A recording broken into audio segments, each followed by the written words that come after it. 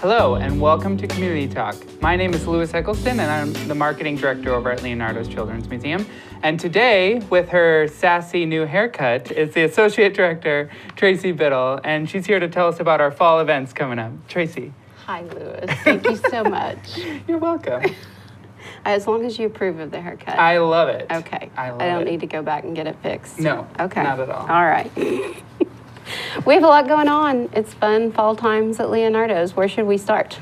Let's start with Motor Mania since it's this weekend. Okay. All right. With Mother Nature holding out, putting her magic wand over Enid, we will not have rain from 10 a.m. to noon on Saturday, which will be the 24th of September, and we will have Motor Mania. Motor Mania is so much fun. I love it. It's one of my favorite activities that we do at Leonardo's. We will feature about 30 different types of either machinery, vehicles, anything ranging from huge cranes to motor graders to bulldozer type of equipment to show cars, all the different fields that keep us safe, public service fields. We'll have ambulances, highway patrol cars, them demonstrating their different kinds that they have. The fire department, of course, participates. So it's just a lot of fun for the kids. And normally when a child sees that, we say, oh, stay back, stay out of the way, don't touch, all that good stuff. But you might be very familiar with the fact that at Leonardo's, we don't like to tell children that.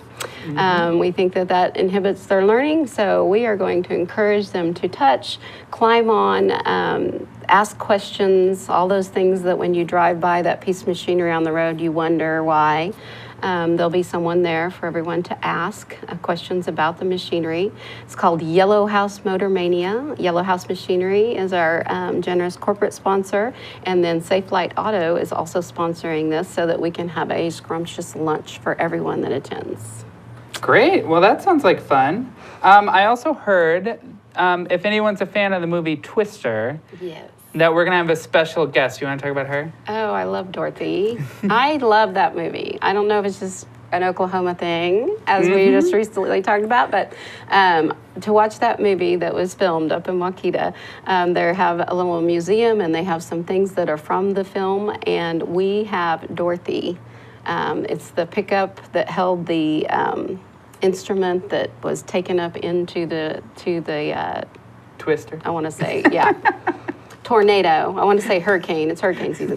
But it's really neat. It just brings a part of the movie scene here in Enid. And I think that's really neat that we have it in Waukeeta. And she's so generous to always bring that down. So Dorothy will be here. Great. So that Motor Mania is this Saturday, September 24th from 10 to noon. Yes. If you are a member, you're going to get a great discount. There is admission.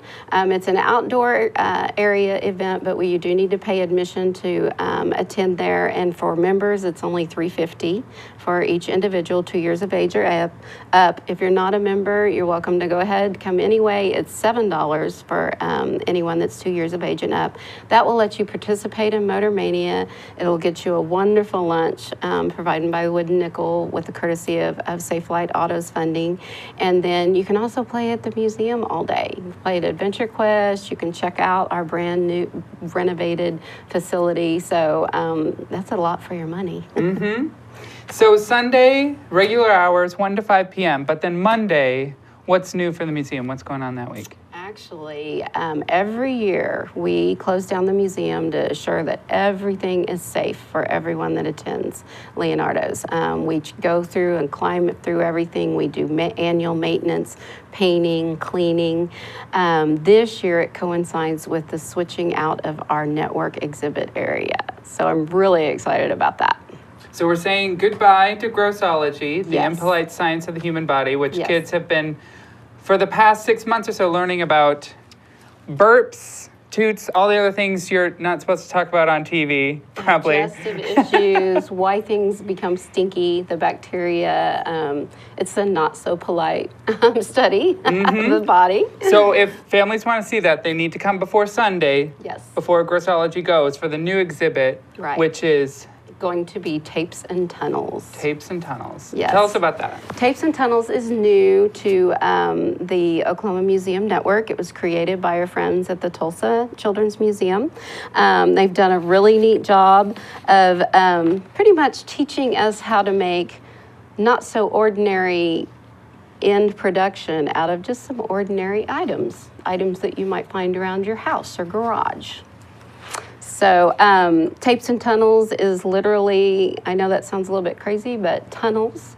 We're still designing it, but the one in Tulsa turned out it's huge, it's tremendous. It will hold the weight of a 300-pound individual that wants to crawl around in it. So just this material right here, right? Exactly. So we can start making one right here? Does that sound good? No, I think that I'm not going to crawl on that. I'm sorry. No? No. But this is what it's made of. Yes, it is made of that, but each tunnel has about 6 people that will work about 6 hours on a tunnel. And at any given point on the tunnel, there'll be 6 or plus layers of tape that will be holding the structure in place. Not supervised by me, right? No. Okay. I don't think I'd trust you with that. That sounds good. Once again, I don't know about your training, mister. But Tapes and Tunnels will be a lot of fun. There's scaffolding set up. There's going to be like a suspension bridge, and then the actual bridge is made out of things with this right here. The whole gist of the exhibit is about taking things like cardboard tubes that we use, might put in the trash, tape that we pull off of things and put in the trash, and then making something wonderful out of it, making us or allowing us to be able to study a concept of gravity, or working with balls, circular and mazes, working with tunnels and wind and the flow of the object through the maze. It just allows us to take normal things, but use your imagination. And then right next door is going to be tinkering, where it always is. And so once you get those creative juices flowing, you can just go into tinkering and build whatever you'd like. Sounds good. So I really think it's going to be a good one. Some facts about it is there's over 4.5 miles of tape that it goes into making a tunnel. That's a lot of tape. There's over 145 rolls of tape were used to create the last tunnel that they made over there.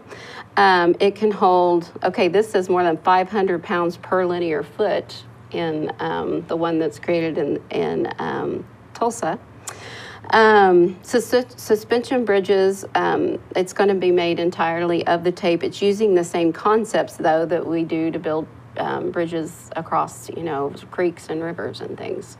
So it will be teaching about that. Much of the strength of the tape tunnel comes from its shape. The curve of the tape tunnel is called I think it's called catenary. Not sure if I pronounced it right, but which is the same thing used in a regular construction of a traditional suspension bridge. So I think it's going to be pretty neat. Yeah. So we'll start setting that up next week. Yes. And the museum will open again when? On Saturday, October 1st at 10 a.m.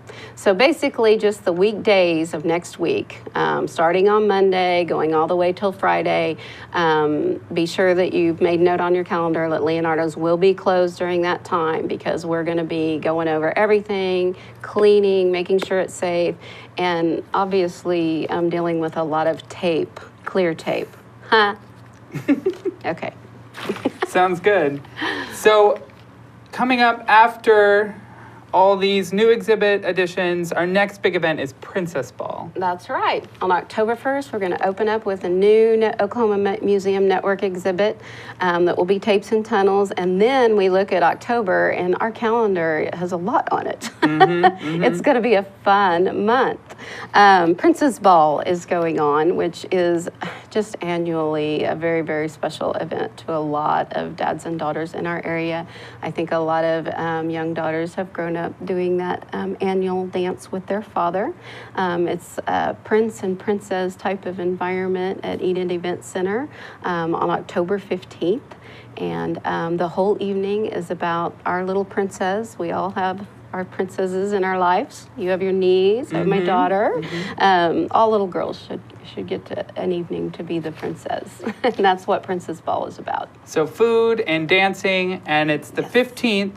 from 6 to 8 p.m. Yes. And where can folks get tickets for that? You can go online. If you check out our Facebook or go to our website, leonardos.org, there'll be a link where you can purchase online now, which is really nice and convenient. A lot of people have purchased that way. Or you can always stop by the museum. But do note that next week we'll be closed to the public. So if you do stop by the museum, be sure that you're not stopping by when we are closed for our renovations and exhibit building. So folks can still call and get tickets online, which there's only about 100 tickets left. I was going to say, they're starting to go. Yeah. So we do need to start spreading the word that the last 100 or so are available, and we very, very often sell out for this event. Right. And nobody wants a sad princess at home, right? Oh, no. No, I don't even think you couldn't kiss a frog and change it. So be sure and get your ticket for Princess Ball. Sounds good. And then after Princess Ball, we have... We're going to have Fall Festival. Fall Festival. That's an annual event, so if you've attended things at Leonardo's Children's Museum, you'll be used to Fall Festival. That's our carnival type of atmosphere. We're going to have it out at Adventure Quest, and it'll be similar to Motor Mania in that time of the day, 10 a.m. to noon. It's the Friday that occurs during fall break. October 21st. It is the 21st. Yes. I don't trust my brain, but okay, Friday during fall break, which is October 21st, 10 a.m. to noon, at our Adventure Quest facility. We'll have lunch served, prizes that you can win. It's just always a lot of fun. Sounds good. And then nightlife. Yes, nightlife is your baby. Yeah, Tell it is. me about nightlife. Okay, so nightlife, this will be the second round that we're trying it. The first nightlife that we did in June, I believe it was now. We had 175 participants, and this time we're looking to beat that. It's a costume party for adults. It's a 21 and over cash bar event where adults can come in, learn at the museum. There's going to be a ghost lecture put up by Ross Frazee from Garfield Furniture, who's going to talk about Enid's legend James of Frazee. John Wilkes Booth and the Okay. ghost story and the history of that Enid has with ghosts. So it's going to be a fun night. It really is. October 28th is It's adults only at adults Leonardo's. only. We don't do that very often. Yeah, tickets online for that too. And I think that's all we're here to talk about today. So we just want to thank you all for watching. And if you'd like to learn more about Leonardo's, check out our website at leonardos.org. Thanks.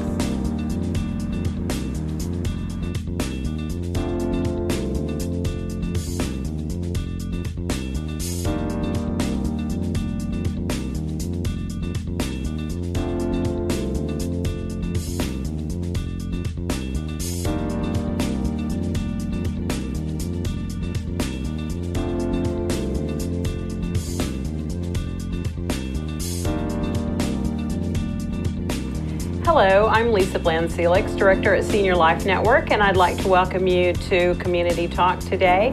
And we're going to talk about the poverty simulation that we're doing next week on Thursday, September 29th from 9 to 1.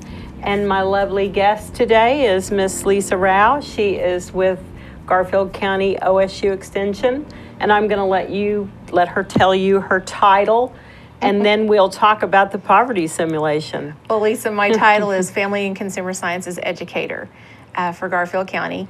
And so that involves everything related to family and home and the near environment. And as we know, poverty is a concern of all of us, people Right. in the community. And sometimes it's a frustration as well. Right.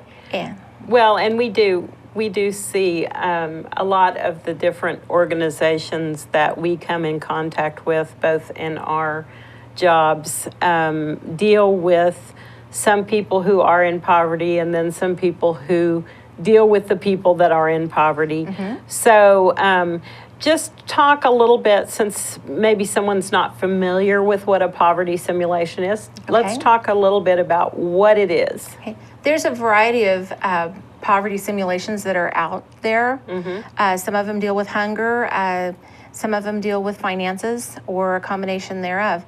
And the one that we're going to be using is from the Missouri Community Action Agency. And they Right. put this together a number of years ago using real clients and their family situations.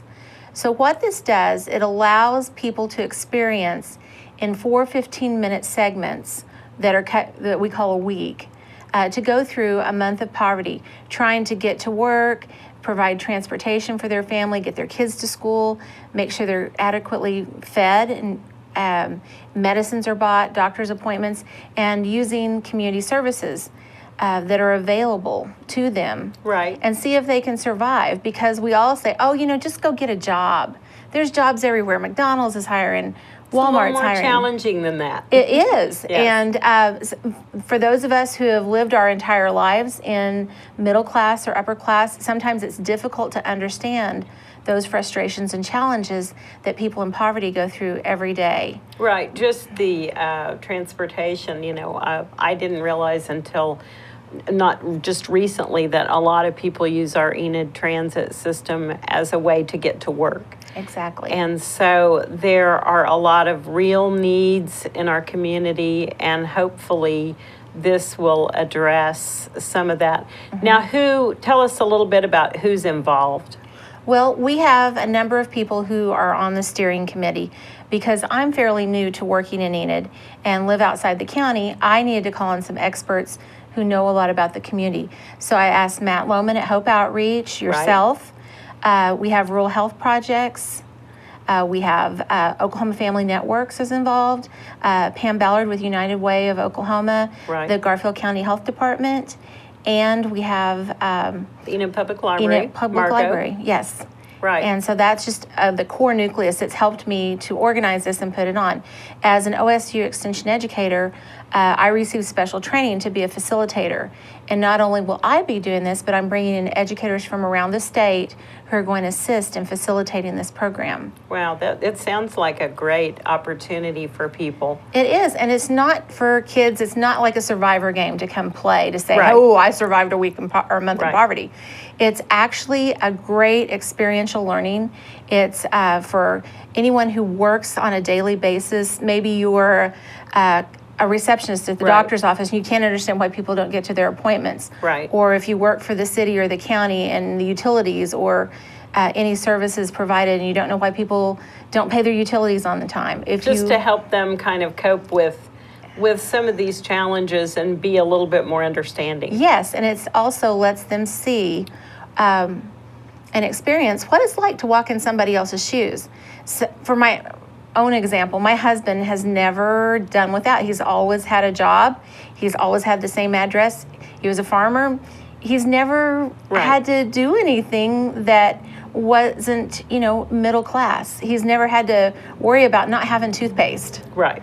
And sometimes that seems silly, but for some people, even just having, items in your home, toilet paper, toothpaste, those things, they all cost. And if we have to do without those and make a choice, do we feed our kids or do we buy toothpaste?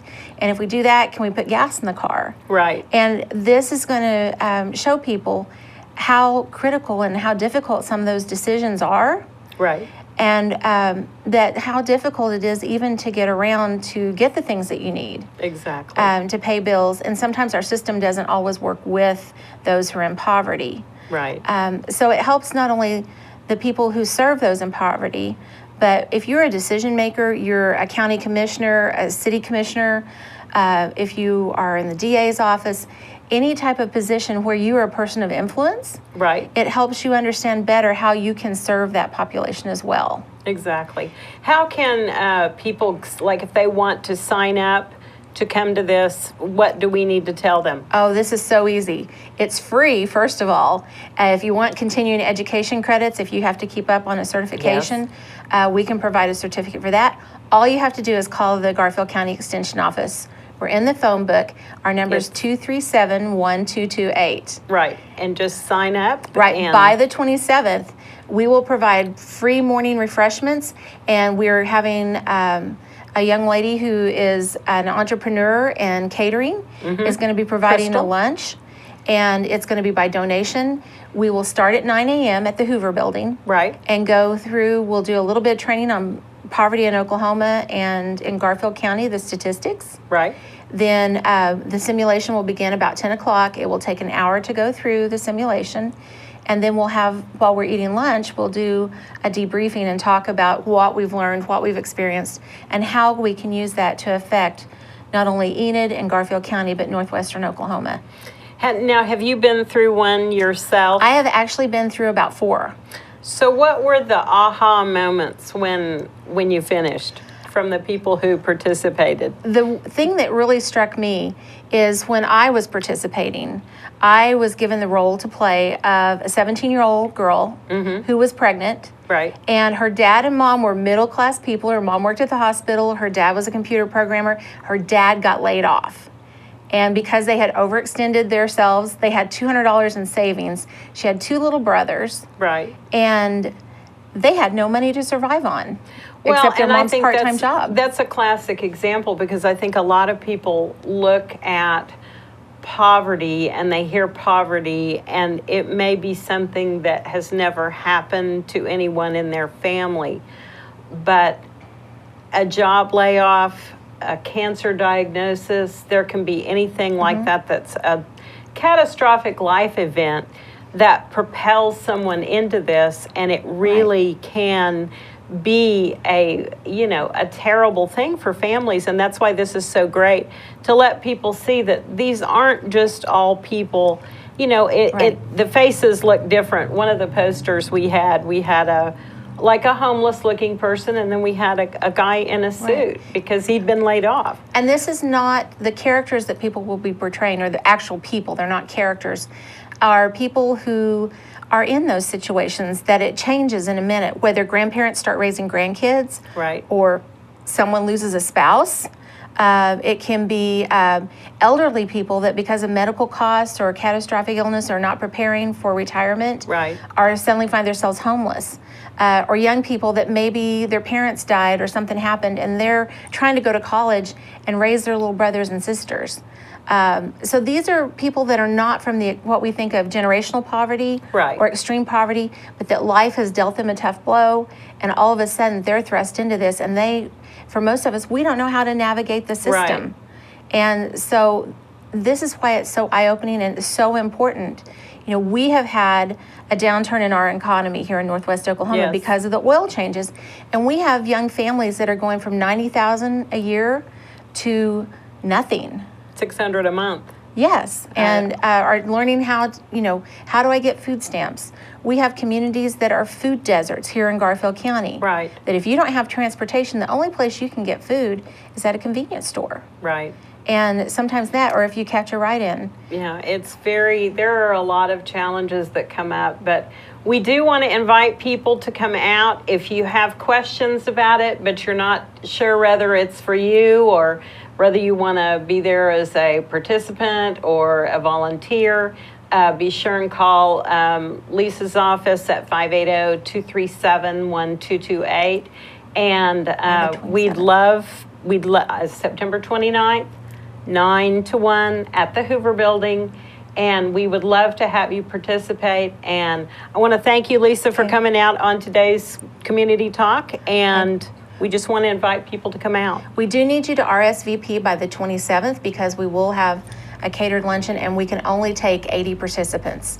And so it's very important that you call to register that you're going to come, so that we have an accurate count. All right. Well, thank you for joining us today, and I hope you have a wonderful day.